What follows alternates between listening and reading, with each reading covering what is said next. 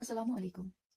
आज का topic start करने से पहले I once again request you all कि आप चैनल को प्लीज सब्सक्राइब करें और सब्सक्राइब करने के बाद बेल आइकन जरूर दबाएं। उससे आपको हर नई वीडियो की अपडेट मिल जाएगी, नोटिफिकेशन आ जाएगी। साथ ही आई ऑल्सो रिक्वेस्ट यू कि आप वीडियो को ज्यादा से ज्यादा शेयर करें सो दैट जो हमारे बाकी कोलीग्स हैं उन तक भी ये कंटेंट पहुंच जाए। So let's start. लास्ट हमारा वीडियो जो था वो बेसिक लीव्स पे था, तो आज का हमारा टॉपिक जो है वो स्पेशल काइंड्स ऑफ लीव्स रहेगा। स्पेशल काइंड्स ऑफ लीव्स के अंदर जो है हमारी पहली लीव स्पेशल कैजुअल लीव आती है, फिर maternity leave, then paternity leave, then extraordinary leave, then quarantine leave और लास्ट पे special disability leave. Special casual leave जो है वो हमारी नॉर्मल कैजुअल लीव जो कि 15 डेज पर ईयर के हिसाब से हमें मिलती है उससे डिफरेंट है। ये डिफरेंट ओकेजन्स के लिए डिफरेंट क्वांटम में हमें मिलती है। फॉर एग्जाम्पल, अगर एक एम्प्लॉय को एक एजुकेशनल या टेक्निकल कॉन्फ्रेंस अटेंड करनी हो तो उसे 30 डेज मिल सकती है। अगर एक एम्प्लॉय को स्पोर्ट्स एक्टिविटी में पार्ट लेना हो जो कि स्टेट, नेशनल या ड्यूटी बेसिस पे हो तो उसको 10 दिन की लीव आराम से मिल सकती है। इसी तरीके से अगर किसी एम्प्लॉय को पार्ट लेना हो एक ऐसे प्रोग्राम में जो कि academy of art, culture and language ने ऑर्गेनाइज किया हो तो 30 डेज की लीव वो अवेल कर सकते हैं। फैमिली प्लानिंग के अंडर फीमेल एम्प्लॉयज को for temporary family planning operation के लिए 1 दिन की लीव। फैमिली प्लानिंग के अंडर ही मेल एम्प्लॉई को वेजेक्टमी के लिए 14 डेज की लीव। फैमिली प्लानिंग के अंडर फीमेल एम्प्लॉई को ट्यूबेक्टमी के लिए 6 डेज की लीव। इसी तरह एक मेल गवर्नमेंट एम्प्लॉय जिसकी वाइफ ने फैमिली प्लानिंग के अंडर ट्यूबेक्टमी का ऑपरेशन करवाया हो उसको on production of medical certificate of wife 7 days की स्पेशल कैजुअल लीव मिल सकती है। एक लेडी ऑफिसर जो कि रिकग्नाइजेशन के लिए जाती है for family planning operation under family planning operation उसको 21 डेज या actual hospitalisation period whichever is less applicable हो सकता है under special casual leave. Now maternity leave, जैसे कि हम सबको पता है मैटरनिटी लीव सिर्फ और सिर्फ फीमेल गवर्नमेंट एम्प्लॉयज को मिल सकती है। 11/7/2012 से ये लीव जो है 180 डेज के हिसाब से पर इशू मिलती है। पर इशू मतलब पर चिल्ड्रन, लेकिन मैक्सिमम 2 बच्चों के लिए। मैटरनिटी लीव जो है वो at the time of abortion भी मिल सकती है और वो कितनी मिलेगी तब 6 वीक्स या 42 डेज। लेकिन तब एक फीमेल एम्प्लॉय को अपनी मेडिकल सर्टिफिकेट जिसपे ये सर्टिफाई किया गया हो कि इसका एबॉर्शन या मिसकैरेज हो गया है तो ये मिल सकती है उसे। लेकिन जैसे मैंने अभी आपको बताया नॉर्मल मैटरनिटी लीव के लिए जरूरी है कि बस 2 इशू तक ही मिलेगी। मैटरनिटी लीव और एबॉर्शन जो है इसमें कोई लिमिट नहीं है, विदाउट एनी लिमिट ये आपको मिल सकती है। Without any limit I mean without any limit on abortion और मिसकैरेज 2 3 4 जितनी बार भी हो जाए तो इसमें आपको 42 डेज या 6 वीक्स की मैटरनिटी लीव आराम से मिल सकती है। इन दोनों लीव्स के लिए प्रॉपर सैंक्शन बनती है, प्रॉपर्ली एंटर्ड होती है सर्विस बुक में, specially for the normal maternity leave so that DDO को, कंट्रोलिंग ऑफिसर को ये पता रहे कि इस फीमेल एम्प्लॉय ने कितनी मैटरनिटी लीव अवेल की है अंडर नॉर्मल सर्कमस्टेंसेस। नाउ हमारे पास एक और लीव जो है रिसेंटली इंट्रोड्यूस की गई है जिसका नाम है चाइल्ड केयर लीव। वो SRO 232 ऑफ 2005 डेटेड 22/7/2015 से जो है इम्प्लीमेंट हो गई है यहाँ पे। इस लीव के अंडर जो है एक फीमेल एम्प्लॉय को जो है 730 डेज की चाइल्ड केयर लीव जो है मिल सकती है ड्यूरिंग हर एंटायर सर्विस, यानी एक हिसाब से हम कहेंगे 2 साल या आप कह सकते हैं 730 डेज, सो दैट वो अपने 2 बड़े बच्चों की केयर कर सके, रियरिंग के लिए या एजुकेशन के लिए या ओवरऑल उनकी देखभाल के लिए। बट यहाँ पे कंडीशंस कुछ है हमारे पास। वो ये है कि वो जो 2 एल्डेस्ट यानी 2 बड़े बच्चे, एल्डेस्ट मतलब 2 बड़े बच्चों के लिए, 2 पहले बच्चों के लिए, हाँ अगर हम नॉर्मल लैंग्वेज में कहेंगे 2 पहले बच्चों के लिए उनको ये लीव जो है मिल सकती है। लेकिन वो 2 बच्चों के लिए तभी मिल सकती है जब वो 2 बच्चे अंडर 18 ईयर्स ऑफ एज के हो। अगर वो 18 से ज्यादा हो तो उनके लिए नहीं मिल सकती है। अब अगर एक ही बच्चा है 18 से कम, एक बच्चा 18 से ज्यादा है तो उस एक के लिए जो 18 से कम है एक फीमेल एम्प्लॉय को जो है चाइल्ड केयर लीव जो है मिल सकती है। उसके लिए उसे जो है एक तो रीजन की किस चीज के लिए लेना है और दूसरी बात डीओपी सर्टिफिकेट प्रोड्यूस करनी पड़ती है अपनी लीव एप्लीकेशन के साथ। अब लेकिन यहाँ पे एक और जो है एक्सेप्शन रखी गई है कि अब अगर बच्चा जो है वो नॉर्मल ना हो, फिजिकली हैंडीकैप्ड हो, मेंटली अनसाउंड हो तो उसके लिए जो अपर एज लिमिट रखी गई है वो 21 ईयर्स है। यानी नॉर्मल बच्चा अगर हो तो अप टू 18 ईयर्स, अब नॉर्मल बच्चा अगर हो तो अप टू 21 ईयर्स। और जिस तरीके से आप अर्न लीव की सेक्शन मैंने आपको कहा था 120 डेज एक स्पैन में एक टाइम पे, इसी तरीके से सीसीएल यानी चाइल्ड केयर लीव भी एक स्पैन में सिर्फ 120 डेज ही आप दे सकते हैं एंड देन आप बाकी जो है फिर से एक्सटेंड वगैरह कर सकते हैं। नेक्स्ट हमारी आती है पैटर्निटी लीव। पैटर्निटी लीव जो है वो एक मेल गवर्नमेंट सर्वेंट को मिलती है जबकि उसकी वाइफ की डिलीवरी हो गई हो या उसकी वाइफ की जो है डिलीवरी का जो पीरियड होता है, कंफाइनमेंट पीरियड जिसको कहते हैं हम, उस पीरियड के दौरान एक मेल गवर्नमेंट एम्प्लॉई को पैटर्निटी लीव मिल सकती है। और ये लीव जो है 15 दिनों की होती है। 15 डेज आप एक गवर्नमेंट एम्प्लॉय जो कि मेल हो वो अपनी वाइफ के कंफाइनमेंट पीरियड के दौरान ये अवेल कर सकते हैं। अब यहाँ पे एक चीज है कि क्या जो ये मैटरनिटी लीव है, पैटर्निटी लीव है, अबॉर्शन लीव है, क्या इनकी कोई लीव अकाउंट बनती है? जैसे मैंने आपको कल बताया, तो मैं आपको बता दूं कोई भी लीव अकाउंट जो है इन लीव्स का नहीं बनता है, मगर इनकी सैंक्शन जो है वो प्रॉपरली बनती है और प्रॉपरली ये चीजें जो है आपके सर्विस बुक में एंटर होती है। नेक्स्ट हमारी आती है extra ordinary leave. Extra ordinary leave वो टाइप की लीव है जो एक एम्प्लॉय को तब दी जाती है जब कोई भी और लीव एडमिसिबल ना हो, या इवन दो अगर कोई लीव एडमिसिबल है बट एक गवर्नमेंट सर्वेंट जो है वो अप्लाई करता है एक्स्ट्रा ऑर्डिनरी लीव के लिए, तब उसको दी जा सकती है। लेकिन during extra ordinary leave neither कोई पे नॉर कोई अलाउंस अलाउ होता है, यानी कोई भी salary, no salary is admissible. इस टाइम पे जब एक government servant extraordinary leave के लिए अप्लाई करता है उसे कोई सैलरी नहीं मिलती है। अब ये कब एक बंदा ले सकता है? जैसे मैंने अभी आपको बताया कि जब गवर्नमेंट एम्प्लॉय जो है अप्लाई करे, अप्लाई कब कर सकता है? जब उसकी सर्विस जो है अभी 1 साल से कम हो, तो वो 3 मंथ की एक्स्ट्रा ऑर्डिनरी लीव के लिए अप्लाई कर सकता है। 1 साल की सर्विस कम मतलब अभी वो अपनी प्रोबेशन में ही होता है। 6 मंथ मिल सकते हैं अगर उसकी सर्विस जो है 1 साल से ज्यादा हो, लेकिन वो एक मेडिकल सर्टिफिकेट प्रोड्यूस करे कि हाँ जी मुझे मेडिकल सर्टिफिकेट के बेसिस पे, मेडिकल इश्यूज के बेसिस पे जी मैं एक्स्ट्राऑर्डिनरी लीव के लिए अप्लाई कर रहा हूँ, तो उसे मिल सकती है। 18 मंथ्स की एक्स्ट्राऑर्डिनरी लीव मिल सकती है एक ऐसे गवर्नमेंट एम्प्लॉय को जो कि लाइफ कंज्यूमिंग डिजीज से जो है बैटल कर रहा हो, यानी उसको कोई ऐसी डेडली डिजीज हो जो कि कैटेगराइज की गई है लाइफ कंज्यूमिंग डिजीज, उसको 18 मंथ्स की एक्स्ट्राऑर्डिनरी लीव दी जा सकती है। अब अगर कोई गवर्नमेंट एम्प्लॉय जो है वो public interest, in the interest of public कोई कोर्स, कोई हायर स्टडी की डिग्री परस्यू करना चाहता है, तो उसको 24 मंथ्स की एक्स्ट्राऑर्डिनरी लीव दी जा सकती है। उसके बाद हमारी क्वारंटीन लीव, जो कि आजकल काफी ज्यादा हम सब में पॉपुलर हो गई थी ड्यू टू कोविड-19। क्वारंटीन लीव जो है ये एक ऐसी लीव है जो उस एम्प्लॉय को दी जाती है जिस एम्प्लॉय से ये खदशा हो कि इसको कोई ऐसी डिजीज है जिससे बाकी लोग भी जो है बीमार पड़ सकते हैं। ये लीव जो है 21 डेज के लिए दी जाती है, उससे ज्यादा नहीं, लेकिन अगर एक्सेप्शनल सर्कमस्टेंसेस हो तो ये लीव जो है 30 डेज तक एक्सटेंड की जा सकती है।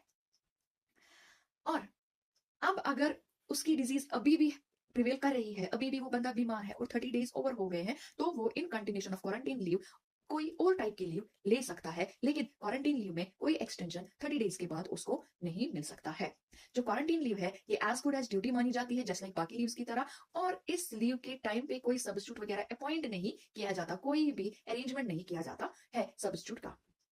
अभी हमने रिसेंटली देखा है जब क्योंकि अभी तो काफी कम हो गया है कोविड-19 का मसला, जब काफी ज्यादा था तो खुदा ना खास्ता जब भी किसी एम्प्लॉय को हम देखते थे कि वो कोविड पॉजिटिव हो गए हैं तो वो क्वारंटीन लीव के लिए अप्लाई कर लेते थे, तो same is the case here. उसके बाद आपको आती है नेक्स्ट लीव जो है वो special disability leave. Special disability leave जो है ये उस गवर्नमेंट एम्प्लॉय को दी जाती है जिसे कोई इंजरी हो गई हो, लेकिन कब? जबकि वो ऑफिशियल कैपेसिटी में कोई काम कर रहा हो और उसे कोई इंजरी हो गई हो, या जो कि जिसे हम कहेंगे इंटेंशनली उसको कोई इंजरी हो गई हो, तो उस एम्प्लॉय को ये दी जाती है। लेकिन अगर खुदा ना खास्ता जो मतलब मैंने भी आपको यहाँ पे लिखा कि इंटेंशनली इन्फ्लिक्टेड, यानी कि इंटेंशनली इन्फ्लिक्टेड मतलब जो हो जाए, जहां पे लग जाए, जहां पे वो डिसेबल हो जाए, लेकिन ये उस टाइम तक नहीं दी जाती अगर इंसान को या उसके ऑफिशियल्स को ये फील ना हो कि 3 मंथ से ज्यादा जो है ये डिजीज जो है, ये डिसेबिलिटी जो है ये रहने वाली है। अगर 3 मंथ से ज्यादा ये डिसेबिलिटी कंटिन्यू रहने वाली है, मतलब कंटिन्यू हो रही है, तो ये लीव दी जाती है। पहले 3 मंथ्स में ये लीव अवेल नहीं कर सकते हैं। और दूसरी बात, ये लीव तब भी ले सकता है जबकि ऑफिशियल कैपेसिटी में, ऑफिशियल पोजीशन में कोई बंदा जो है वो डिसेबल हो जाए, या उसको कोई सर्जरी आ जाए, या मतलब जैसे हम कहेंगे फ्रैक्चर हो जाए।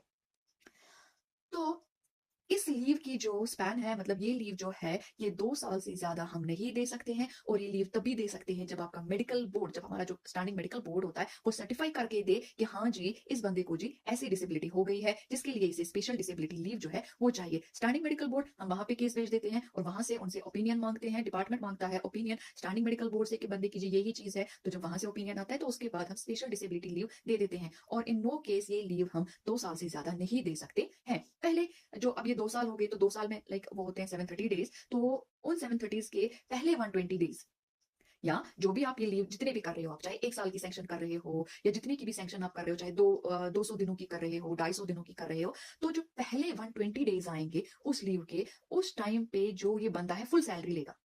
ठीक है। Leave salary equal to earn leave, यानी कि फुल सैलरी लेगा। और जो फिर बाकी के पीरियड्स बचेंगे, जैसे फॉर एग्जांपल किसी को 200 दिन जो है उसको स्पेशल डिसेबिलिटी लीव मिली, तो जब तक जो पहले 120 डेज होंगे उसको उसे फुल सैलरी मिलेगी। Leave salary equal to earn leave, that means full salary मिलेगी। और जो बाकी फिर 80 डेज बचेंगे उसमें उसे जो सैलरी है वो उसकी हाफ पे लीव के टाइम पे जितनी बनती उस हिसाब से मिलेगी, ठीक। यानी कि अगर जो पहले 120 डेज होते हैं उसमें उसे उतनी सैलरी मिलेगी जितनी उसे लीव सैलरी के हिसाब से मिलती, और बाकी जो रेस्ट ऑफ द डेज फिर आते हैं, चाहे 20 हो, 100 हो, जितने सारे हो, उसमें उसे हाफ पे लीव के हिसाब से सैलरी दी जाएगी। ना तो कहीं पे लीव सैलरी खत्म होगी, ना तो कहीं पे हाफ पे लीव कुछ का अकाउंट या अर्न लीव का अकाउंट डेबिट क्रेडिट होगा, कुछ भी नहीं उसके साथ छेड़ना है। बस इक्वल टू लीव सैलरी, पहले 120 डेज उसकी सैलरी होगी और उसके बाद जितने सारे दिन जाएंगे इस लीव के अंडर, तो उनमें उसे हाफ पे लीव पे जितनी सैलरी मिलती उस हिसाब से मिलेगी, यानी कि 50% ऑफ द सैलरी उसे रेस्ट ऑफ द डेज के लिए मिलेगी। उसके बाद हमारी आती है स्टडी लीव।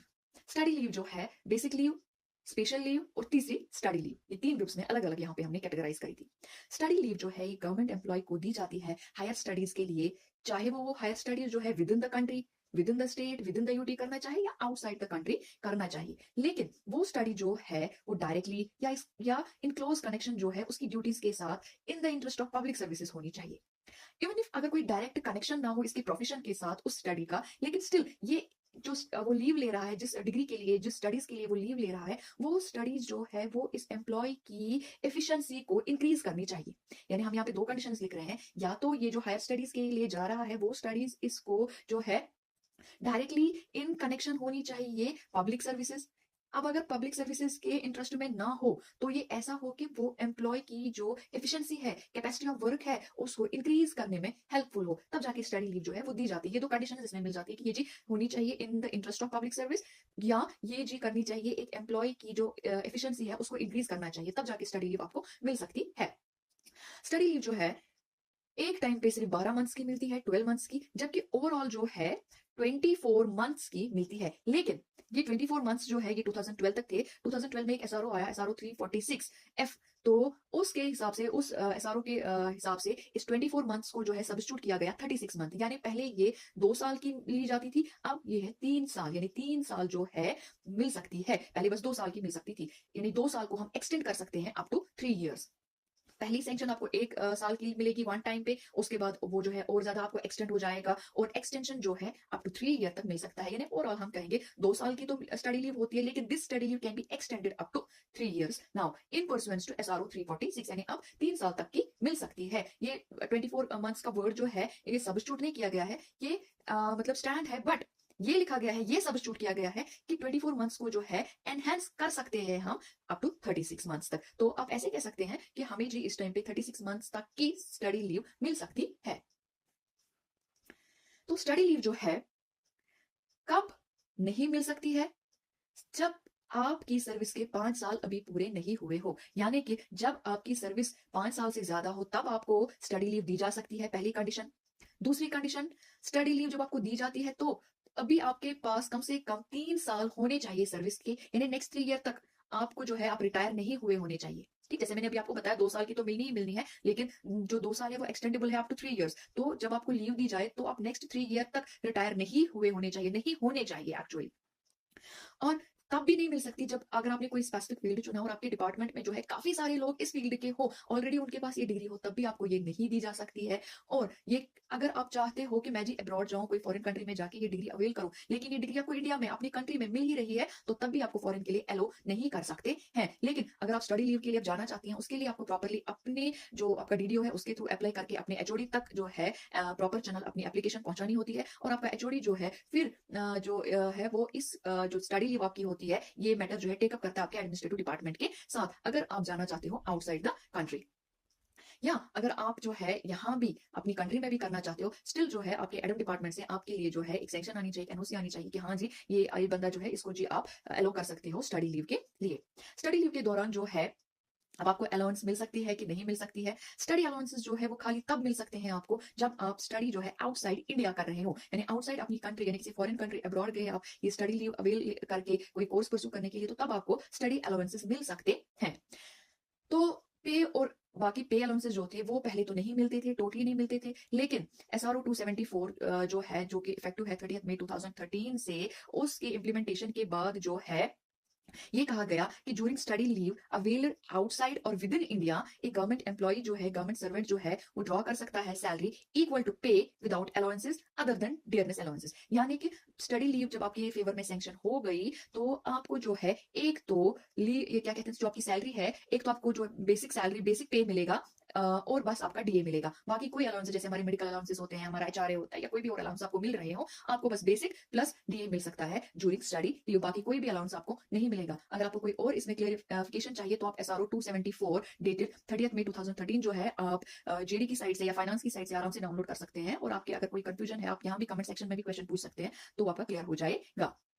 तो जैसे मैंने आपको पहले ही कहा कि स्टडी लीव जो है वो कौन आपको अलो करता है, आपका डिपार्टमेंटल एचओडी नहीं कर सकता, बल्कि एडम डिपार्टमेंट, आपके कंसर्न एडमिनिस्ट्रेटिव डिपार्टमेंट्स जो होते हैं वो आपके फेवर में जो है स्टडी लीव सैंक्शन कर सकते हैं। यानी कि आपको अपने डीडीओ के थ्रू, जो प्रॉपर चैनल के थ्रू अप्लाई करना पड़ता है, और वो एप्लीकेशन अप टू आपके एचओडी तक पहुंचती है। और एचओडी जो है वो मैटर आपकी स्टडी लीव का जो है, अगर वो आपको एलिजिबल फाउंड करता है, यानी आपके पास सारी एलिजिबिलिटी है, आपके पास 5 साल से ज्यादा सर्विस है, आप नेक्स्ट 3 ईयर तक रिटायर नहीं होने वाले हैं, आपकी जो डिग्री है वो in the interest of public services हो, या वो आपको डायरेक्टली और इनडायरेक्टली जो है पब्लिक सर्विसेज के साथ आपकी एफिशिएंसी को इंक्रीज कर रही हो, तो तब जाके जो है आपको स्टडी लीव मिल सकती है। लेकिन वो कौन दे सकता है, उसके लिए आपको जो है सैंक्शन कौन दे सकता है, एडमिनिस्ट्रेटिव डिपार्टमेंट।